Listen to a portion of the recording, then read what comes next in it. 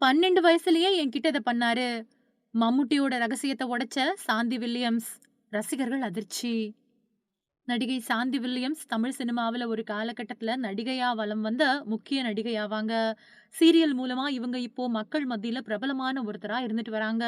முக்கியமா மெட்டி ஒலி சீரியல்ல ராஜம் அப்படிங்கிற இவங்களோட கதாபாத்திரம் யாராலயுமே மறக்கவே முடியாத கதாபாத்திரமா இருக்கும். அந்த சீரியலோட வெற்றிக்கு முக்கிய காரணமா அவங்களோட கதாபாத்திரம் தான் இருந்துச்சு. ஒருவேளை அந்த ராஜம் கதாபாத்திரத்துல இவங்கள தவிர வேற யார் நடிச்சிருந்தாலும் இவங்க அளவுக்கு அந்த கதாபாத்திரம் உயிர்ப்போட இருந்திருக்குமா அப்படிங்கிறது கேள்விதான். அந்த அளவுக்கு அத சிறப்பா செஞ்சிருந்தாங்க சாந்தி வில்லியம்ஸ். சாந்தி வில்லியம்ஸ் இளமை காலங்கள்ல நெறைய திரைப்படங்கள தயாரிச்சிருக்காங்க.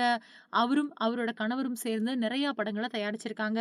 அந்த சமயங்கள்ல நெறைய மலையாள நடிகர்களோட இவங்களுக்கு தோழமை இருந்துட்டு வந்துச்சு. அதனால அவங்கள பத்தி சமீபத்திய பேட்டி ஒண்ணுல பேசியிருந்தாங்க சாந்தி வில்லியம்ஸ். அதுல சொல்லும்போது நடிகர் மோகன்லால் பத்தி சர்ச்சைக்குரிய பல விஷயங்கள பேசியிருந்தாங்க. நடிகர் மோகன்லால் ஒரு நன்றி மறந்தவர் அப்படின்னும், தன்னுடைய கணவர் அவருக்கு எவ்வளவோ செஞ்சிருந்தப்பவும் கூட, மோகன்லால் தன்னோட கணவரோட இறப்புக்கு கூட வரல அப்படின்னு ரொம்பவுமே கோபமா பேசியிருந்தாங்க சாந்தி வில்லியம்ஸ். அதனால மோகன்லால எனக்கு பிடிக்கவே பிடிக்காது. ஊருக்கே அவர பிடிச்சிருந்தாலும் எனக்கு பிடிக்காது அப்படின்னு வெளிப்படையாவே சாந்தி வில்லியம்ஸ் சொல்லிட்டாங்க. அத தொடர்ந்து நடிகர் மம்முட்டி பத்தி சொல்லும்போது, மம்முட்டி ரொம்பவும் நல்லவரு. அவரு எப்பவுமே அவரு உண்டு, அவரு வேல உண்டு அப்படின்னு இருப்பாரு. யார்கிட்டயும் எந்த சண்டையும், சச்சரவும் வச்சுக்க மாட்டாரு. மலையாள சினிமாவுல பெருசா கிசுகிசுக்கள் எதுவுமே இல்லாத நடிகர் அப்படின்னா, அது மம்முட்டி தான். அவர மாதிரியே அவரோட பையனும் இருக்கிறாரு. அவரோட மகனும் சினிமாவுக்கு வந்தது முதல் நல்ல பிள்ளையா தான் இருந்துட்டு வராரு. இவங்க எல்லாருமே அவங்க குடும்பத்தின் மேல தான் அதிக முக்கியத்துவம் கொடுக்கக்கூடியவங்களா இருக்காங்க அப்படின்னு சொல்லியிருக்காங்க சாந்தி வில்லியம்ஸ். இந்த நிலையில எத்தன பேரு உங்கள காதலிச்சிருக்காங்க அப்படின்னு சாந்தி வில்லியம்ஸ் கிட்ட கேட்டப்போ, அது எனக்கு எக்கச்சக்கமா வந்திருக்கு.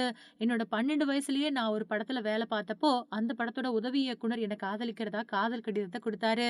ஆனா காதல் கடிதம் அப்டின்னா என்னன்னே எனக்கு தெரியாத காரணத்தினால, நான் அத என்னோட நடிச்ச சக நடிகை கிட்ட கொண்டு போய் குடுத்தேன். அவங்க, "உனக்கு அவன் லவ் லெட்டர் குடுத்துருக்கான்டி" அப்படின்னு சொன்னாங்க. அதுக்கு பின்னாடி தான் நான் என்னோட வீட்ல சொன்னேன். அந்த உதவி இயக்குனரும் இது பத்தி எங்களோட வீட்ல வந்து பேசினாரு.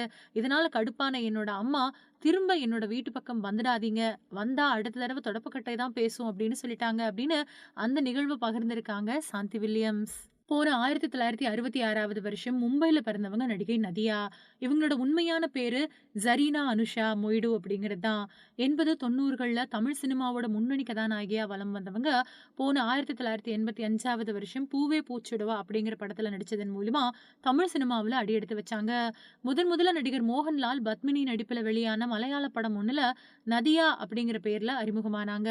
இந்த படத்துல சிறந்த நடிகைக்கான பிலிம்பேர் விருது இவங்களுக்கு கிடைச்சது. இதைத் தொடர்ந்து இயக்குனர் மணிரத்னம் இயக்குன மௌனராகம் படத்துல நடிகை ரேவதி நடிச்ச கதாபாத்திரத்துல நடிக்கதா இருந்துச்சு.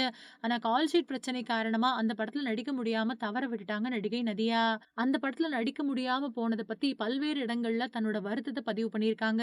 இடையில நீண்ட இடைவெளிக்கு பின்னாடி 2004வது வருஷம் நடிகர் ஜெயம் ரவி நடிப்புல வெளியான M Kumaran son of Mahalakshmi அப்படிங்கிற படத்துல நடிகர் ஜெயம் ரவியோட அம்மா கதாபாத்திரத்தை ஏற்று நடிச்சாங்க. இந்த படம் விமர்சனம் ரீதியாவும், வசூல் ரீதியாவும் நல்ல வரவேற்ப பெற்றது. அத தொடர்ந்து விளம்பர படங்கள்ல நடிச்சுக்கிட்டு இருக்கக்கூடிய இவங்க இணைய பக்கத்திலயும் ஆக்டிவா வலம் வந்துகிட்டு இருக்காங்க. அந்த வகையில இப்போ உடற்பயிற்சி அப்புறம் யோகா செய்யக்கூடிய புகைப்படங்கள் சிலத இணையத்துல வெளியிட்டிருக்காங்க. அது மட்டும் இல்லாம குத்துச்சண்டை பயிற்சி செய்யறது மாதிரியான ஒரு வீடியோவையும் வெளியிட்டிருக்காங்க. இத பார்த்த ரசிகர்கள், "குத்துனா இப்படி குத்தணும். இந்த வயசுலயும் இப்படியா? வேற லெவல்" அப்படின்னு அவங்களோட புகைப்படங்கள் மற்றும் வீடியோக்களுக்கு கருத்துக்கள பதிவிட்டுட்டு வராங்க.